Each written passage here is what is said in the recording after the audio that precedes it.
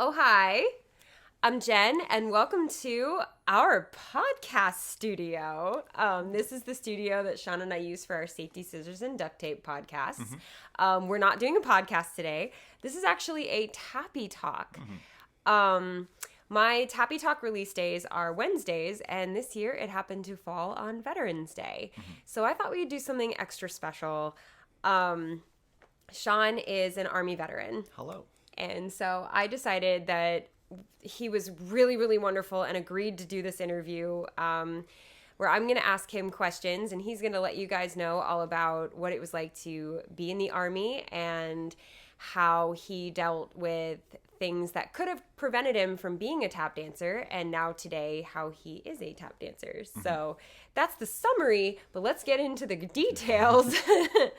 But yeah, he probably had no idea what we were going to talk about today, and I just gave him the cheat sheet. He's like, yes. It's just like, I'm looking at my hand like, the answer is...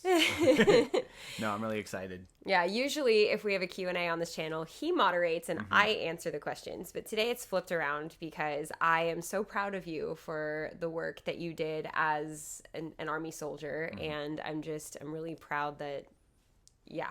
I appreciate that. No, it's a very, very special day for you and for all the veterans out there. So thank you to every single veteran for your service and to the families of veterans for your service as well. So can you tell us a little bit about what you did and what made you join, that kind of thing? Okay. Well, when I joined, let's see, rewind a bunch. My grandfather, or two of my grandfathers were former Army. One was I believe a sergeant major, and I don't remember what the other one's ranking was.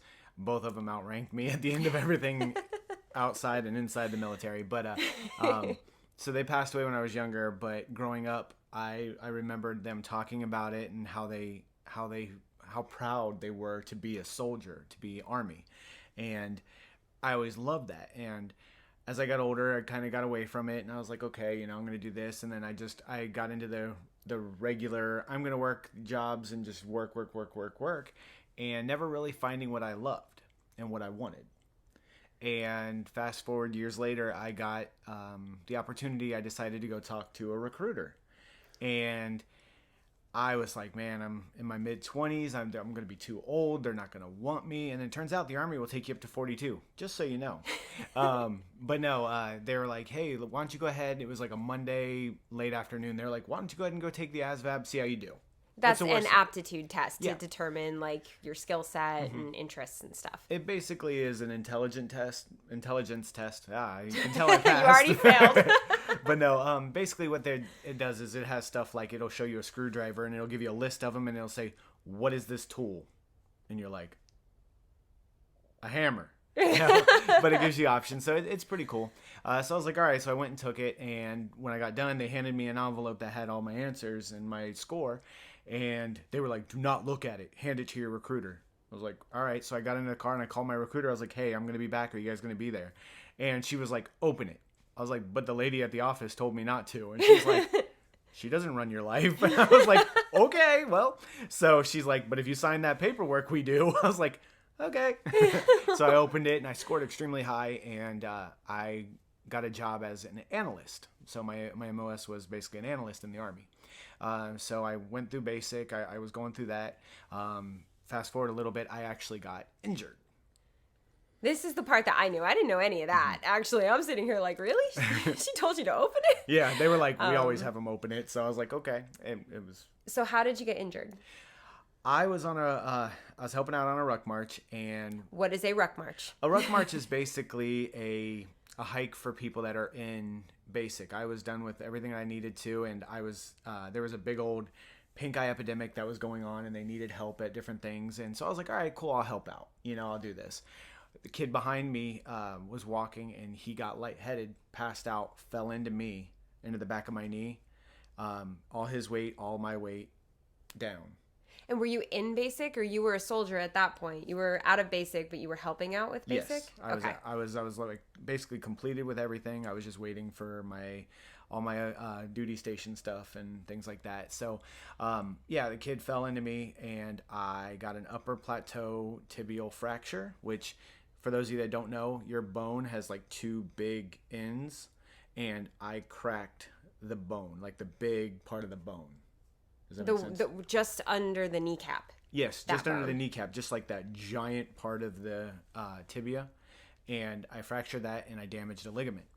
So they went through, and they were arguing back and forth saying, oh, it's just a sprain. It's just a sprain. And then he's like, I'm pretty sure. I couldn't pull my ACU pants up over that knee. And it was like, my knee is twice the size of the other one. I was like, something might be wrong.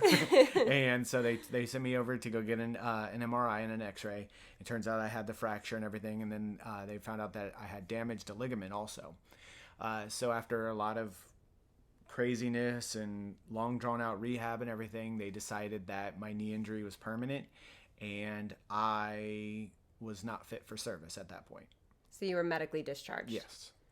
They said that because of my knee injury that I would not be able to do a march, I would not be able to do my PT test, anything like that. What else, outside of military scope, what else did they tell you that you'd never be able to do? Well, while I was going through through the rehab and everything, they told me I had two options. I could either have surgery and repair everything that was going on in it, and I was guaranteed to walk with a limp. Oof.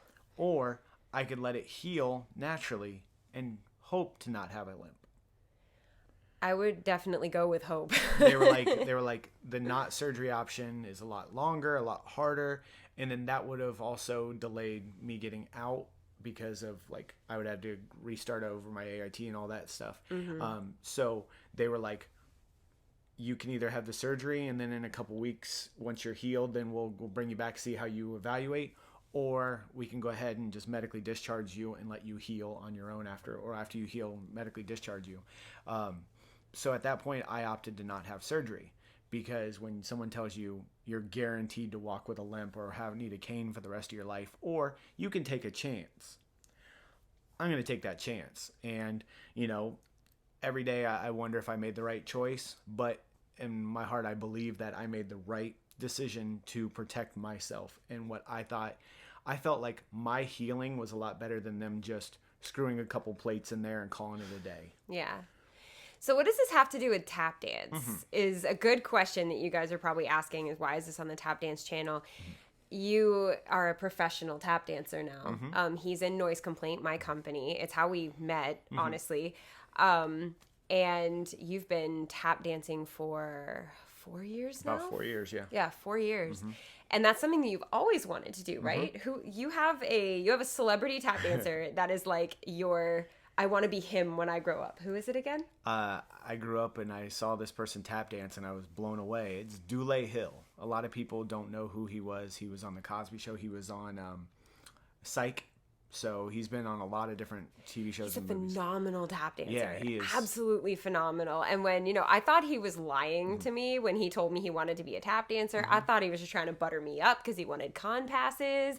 But no, he actually really wanted to be a tap dancer and he really enjoyed Dule Hill. I was like, how do you know Dule Hill tap dances? The first time I ever saw him tap dance was on Smart Guy. Yeah, the sitcom. Yeah, where Taj Mowry wanted to learn how to tap dance because he saw Dule Hill's character in it, who was a tap teacher. He wanted to learn it because he couldn't get it like he could get everything else.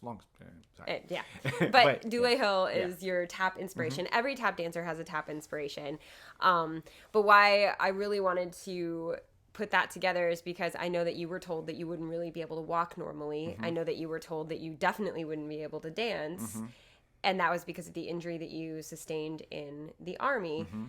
And what would you say to those people today? No, honestly, I would thank them because they gave it to me, this or this. And if they would have forced one and they were like, well, you have to have surgery. And if I wouldn't have known that I had that option, I probably would have. And I probably would be walking with a limp or a cane for the rest of my life. But I've always been one of those people, if you get knocked down, if you get hurt, if you get anything, figure it out, make it better. And one of the hardest parts of all that was, it's mentally, it's draining because you're being told you're never going to do this, you're never going to do that, and it starts wearing on you. So mentally, I was like, well, I guess I'm not. Now, to this day, is my knee perfect? No, not at all. but like my knee will occasionally give out and things like that. So it's something I have to watch for. And it's one of the reasons that if you watch our show, he doesn't do a lot of toe stands. It's very hard on his knees for him to do toe stands. And another injury that we'll talk about in a little bit. So we give him a lot of crap for it, but at the same time, it's like, we know he can't do it, and that's not your fault. Yeah, and because of the fact that they know, and it's a joke between us, I don't get upset and we're like, oh, way to go on your toes, huh? And it's a big joke because they know it's not. Trust me, if I could, I would love to. It looks cool. Yeah, it looks like fun, but no. And like I said, they told me that I would never be able to run properly, that I would never be able to dance, that I would have to hold on to a railing every time I touch stairs. And look at you now. And now tap dancing. Now I'm a tap dancer. A professional tap dancer and a tap dance instructor. So you're really just visual proof that you can overcome some things. Now, some things you can't overcome, but you've been this proof your whole life. Now, you finished in the Army, and you were very sad to not finish out your full 4 years. Yep. But, I mean, it wasn't your fault. No. But you were on the road to recovery. And then something else happened that, once again, you got told you'd never be able to dance. Let's see, 2008 is when I got injured, I believe, and got out of the military. And then 2011, I had moved down to Florida and started a whole new life. Wanted to get away from snow because I'm from Ohio. So I moved down here, and one of my friend's birthdays, we all decided to go to the beach for his birthday because that's what he wanted. And as we were leaving the beach, we were sitting at a red light, and I was in the back seat with a couple of people, and we got slammed into from behind. So I got the rear end and the spare tire pushed into my back. So. Okay, but I'm going to throw you under the bus for a minute and tell everybody what you did. Listen, this guy in a car accident hurt his back, strapped to a gurney with a neck brace on. What does he do? He takes a selfie. He has this selfie on his Instagram. Still, right? Yeah, if you go to at CHF Running Mouth, there's a selfie that he took while strapped to a gurney after a car accident.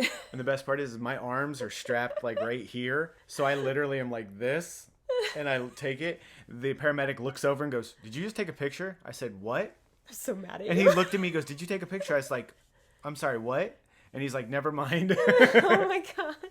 I can't. She rags on me all the time Every about time that. we talk Anytime about it. I'll mention, I'm like, "Well, I'm not really big about, people knowing I'm hurting or anything like that." She goes, "You took a selfie on a gurney." I'm so mad. But anyway, yeah. You got told at that point with that injury that you wouldn't be able to really walk correctly or dance. For sure, dance. It took me about 8 months to recover from that. I had to learn how to walk again properly and everything. I could barely walk. I had to shuffle my feet everywhere I went. I could barely stand up. I literally was like this for months because I couldn't fully extend my back. I had... 5 herniated discs, 4 bulging discs, 7 or 8 muscles were damaged. I think 2 or 3 ligaments, and my spine was, I think there was a fracture in 2 of the vertebrae. Oh my God. But it was just small enough that they didn't have to do surgery. They told me that 2 millimeters more and I'd have been paralyzed. So it was a lot of recovery, and I can now... One of the best things about all this is I can tell you when it's going to rain. He can. It'll be he'll wake up in the morning oh, it's going to rain. I'll be like, oh man, I got to drive to St. Augustine. But yeah. So you've been through multiple people in your life. And even before this, you've been through people in your life telling you that you can't do something. What is it like to sit here and say, I'm a tap dancer? How did you get from I won't be able to walk to I'm a tap dancer? What could you tell people that are watching this channel who maybe, I know we have a lot of you guys that are dealing with injuries, a lot. And what would you tell them as far as getting to the end point that you're at right now of, I made it, I'm a tap dancer? I'm not going to lie to you. Trying to get over all this, trying to get over the physical and especially the mental, honestly, I would have to say the mental aspect of it was way harder on me than the physical, which sounds weird because it's an injury, but the knowing that I got hurt than knowing that did I do something wrong or did I cause this, or Than not being sure if it's ever going to get better. Yeah, than not knowing. Now, if it was like, okay, well, you're going to hurt for 6 weeks and then it's not going to hurt again, that's fine mentally. But when you have no idea what the outcome is going to be or where you're going to wind up in 3 months, 6 months, 2 years, 15 years, what you're going to do is the hardest part of this. And as long as you can keep your mind focused, and I'm a very stubborn person to begin with, and I will openly admit that, but there were a lot of times, and I will openly admit that I stood at the bottom of my stairs to my apartment and I threw my cane and I just cried because I could not walk up the stairs. And there was nothing that I could do. I got to the point where it was like, I made myself go for a walk and I was so hurting so bad I couldn't even like lift up to go up those stairs. And all I did was cried, and I sat on the stair, and then I just refocused myself, hobbled over to go get my cane that I just threw, and I forced myself up there. Because the moment you give up, the moment that injury won. Yeah. And, you know, my shirt is a video game reference, but it says, know your enemy. And when it comes to an injury, you're your own enemy. Not the injury, you. Because you're the one that can hold you down. From my experience, and I think we have different experiences here, you're saying persevere, which is these are good things to say. Don't let the injury take you over. My perspective is, but also don't push the injury farther than it can go. So do it safely. Yeah. And if it does stop you, modify what you do. Because your injury could stop you. Oh, yeah. 100%. But, I mean, Evan Ruggiero is a perfect example of an injury not stopping you. He has one leg, and he's a tap dancer. So if he can do that, and if you can overcome a knee injury, a debilitating knee injury, and a debilitating back injury, both of which almost caused you to not be able to walk, and you're a tap dancer, and he's a tap dancer, I think that you guys have all the hope in the world to be able to do what you want to do. My perspective is just to say, I push myself too far. I have a knee injury right now, and it's not getting any better because I won't stop. I won't rest. I won't do the thing that I need to do. So don't follow my advice. Follow his. But 100%, like she said, don't push yourself too hard, because at the beginning of my back injury, I did that. And in my knee injury, I've done that, where I was like, I'll be fine. I can run. And then you find out you can't. Or I overdid it on my working out. They're like, oh, we'll only do 10 reps of this. And I'm like, well, I'm going to do 20 because I want to get better faster. It doesn't help. Yeah, my brain goes there a lot, where this turned into an injury discussion, but my brain goes there a lot where I say, well, it's fine. If I do this, I'll get better faster. And what I really need to do is sleep. What I really need to do is rest and heal, and I don't do it enough. But you rested, you healed, you did the physical therapy, you did the things that you needed to do, and here you are, a tap dancer. So you went from being a soldier to being a tap dancer, and all along the way, everything tried to stop you. It was funny that one of the greatest things that happened after my back injury was, I don't know if you guys remember the planking challenge, where you planked on everything, was happening right after that, and planks were a big part of my recovery. Oh, nice. So you got to do it all the time. Everything, and it was like my recovery, and it made it fun to me. Yeah. That's the big thing, is if you can make your recovery fun in some way to entertain yourself, then it's definitely motivating. Why have you not tried to make my recovery more fun? Because I fail.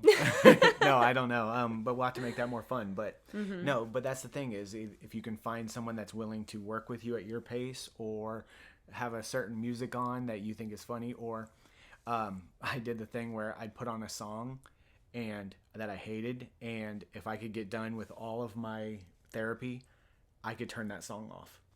Oh, that's a good one. And that was a motivating one, because it was like, I'm planking, and I was like, all right, I got to do this for 30 seconds. And it just motivates you, because you're just like... Yeah, that would drive me crazy enough to do that. My therapist actually told me that. My physical therapist, she goes, put something on the TV or on music-wise that you absolutely hate, and that way then you know that as soon as you're done, you can turn it off. Oh, I know exactly what I need to play. That's exactly what this is going to do. So that was a lot of fun. Yeah. So But yeah, I wanted to thank you for sharing. This isn't easy for you to share, but I think stories like yours give people a lot of hope. And he has more stories than this. He's been through more than you can imagine. To everything in his life has said, you'll never be an actor. You'll never do voice work. You'll never do YouTube. You'll never be a dancer. You'll never walk properly. Like, I mean, you've gotten told never, never, never so much in your life. And you keep saying no to that. And that's just so inspiring. And I think that I really just wanted to share that with you guys today, especially today, given that one of these injuries you did sustain as a soldier and you were willing to put your own life on the line for all of us out there. So thank you so much for that. I appreciate that. I'm so proud of you, and every Veterans Day I'm just like, hey, it's like your birthday, only better, because I'm so proud of you. And I think that, I know you didn't get to serve your whole term, but you need to be proud of what you were willing to do, what you could have done, what if everything went according to plan, what you should have done.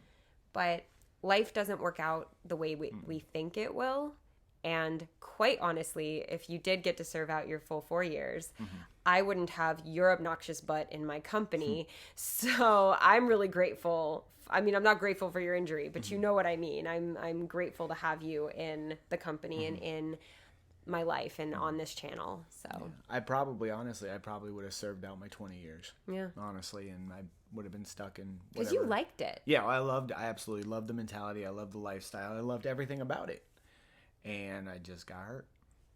But again, with anything like that, you can still find ways of doing stuff that you love, like with tap dancing, but I have to modify a lot of things. Yeah. So that's the big thing, is you might not be able to do it exactly how you did before or how somebody else does it, because there's no way that I can tap like her. None. There's no way I can draw like you, so we're even. So, but I know that it's something I love that she does, and so I find my way of doing it. And that's you what know, have to do. As his teacher, because I started as your teacher and I'm still your teacher, we have a lot of interesting facets of this friendship here. But as your teacher, I know your limitations. I know what you're capable of and what you're not capable of. And so I modify what he has to do. If you are working with an injury, and if I'm your teacher, because for some of you guys right now, I am your only tap teacher, and I know that. And if I'm doing things on there that you need modification for, leave a comment. And I'm really behind on my comments right now. I'm so sorry. It's been a couple of weeks that I've had just a lot, but I'm a public school teacher, so you can imagine how crazy my life's been for the last couple of weeks. But leave a comment, ask me for a modification. I'll give you the same modifications that I give him and say, oh, whenever I do this step, you can modify it like this. And then it'll apply to all the different videos. So definitely, if you need stuff like that, ask me, because he asks me all the time. We've got a dancer in Noise Complaint whose knees hyperextend. So I have to, there's one step that I can't give her, and I have to say, okay, use that modification step. And she goes, oh, okay, cool. So there's always different ways that you can still dance, even with an injury. And I think what I wanted you most to get out of this is, even if everything is telling you no, if you want to do something, you can. You may have to find a different way to do it, but you can. Between your stories, and I know Evan Ruggiero's story is a very intense story, like literally one leg, still tap dancing. It's a big deal. With the other stuff that he's been through, I would say you're on par with what he's overcome and what you've overcome. And I'm not going to make you talk about the other stuff today, but if you ever felt that you wanted to, then that's something that you could do maybe on our other channel. So if you guys don't subscribe to our other channel, this isn't just a plug, but if you want to learn more about like us, and we have a podcast over there. It's about the 90s. We're about to film it right after this. Make sure you go check that out. The link will be down below. It's safety scissors and duct tape, because we're weird. But I'm so proud of how far you've come as a tap dancer. He went from 0 to a lead in Noise Complaint, and I'm so proud of you. Well, I appreciate that so much, and I appreciate, like you said, the modifications that you've given me and the time that you've taken. That's the big thing, is the fact that she took the time with me to make sure that she could understand what I was able to do and what I was able not to do, and learned and adjusted for me. And then as I was getting better at it, she could see that my body was okay with it at a certain point, and then pushed it a little further. And, you know, one of the other things that you've also helped me with is with my back. You've got me into yoga. And you can see those videos on our other channel. But shameless plug. That was a shameless plug. Was. But no, and it's something that I had no interest in doing, but she explained to me how it could help. And it did. You tried it for 15 minutes. The next day he's like, I feel like I can move. And I'm like... But it's amazing when you have a team behind you with an injury that's looking out for you, and that also is going to understand you're going to have your days that it's not working right, and understand that you're going to have your days where you're just killing the game. And another thing that I want you guys to get out of this is that we're your team. Mm-hmm. We're that team that's going to understand when you can't do your tap dancing today because things hurt, or if you need a modification, or if you just need to know that somebody understands what you're going through. If you're struggling with an injury, saying, they're telling me I can't do this, they're telling me I can't do this. I just got told that I couldn't tap anymore. Mm-hmm. Didn't I? Mm-hmm. I'll do a whole other vlog about that. I got told that because of this injury, I shouldn't tap anymore. You should have heard the colorful words that I came back at that with. You should have heard the whole conversation. Yeah, no, we'll do another vlog about that. But I'm not going to stop. I'm tap dancing. I'm fine. I will be okay. But I just want you guys to know that there is somebody here that is overcoming and has overcome things that you're struggling with. And so he's here for you, and I'm here for you. And just hearing inspiring stories can be so good for people that are getting told no. Mm-hmm. You've looked no in the face and said words I can't say on this channel so many times, and for that I'm so proud. So as we wrap up, thank you again for your service to this country, and thank you for your service to the company, because you are absolutely essential to noise complaint and rhythm theory. And is there anything else that you want to share with everybody? Let's see. When you're told no because of an injury or whatever, listen to them. Understand why they're saying you can't do this anymore. Then adapt from there. Don't just hear, no, you can't, and say, well, yes, I am. I'm going to do it the exact same way that I did before. You can't always do it the exact same way. So learn from what you can do and what they're telling you. Research everything that they're telling you. Get multiple opinions. And just understand they don't know your body as well as you feel it, and you know it. Now, they might be able to look at a screen and tell you exactly what's wrong, but you know how far that injury is hurting you. Mm-hmm. So don't ever let it hurt you, but feel it. Well, thank you so much for doing this vlog for my channel. I know we got off on a little bit of a tangent, but I was really, really happy that you were able to speak on this. And happy Veterans Day to you. Thank you so much. And I'm so sorry for the injury that you sustained, but I'm happy how it all came out. And happy Veterans Day to all of you guys out there. Happy Veterans Day, everybody. Yeah. Whether you're currently serving, or you are a veteran, or you're the family of somebody who's serving currently or used to, you guys have all the love in my heart out to you. So thank you guys so much. And as always, do you want to say it? Thank you for dancing with me. Thank you for dancing with me.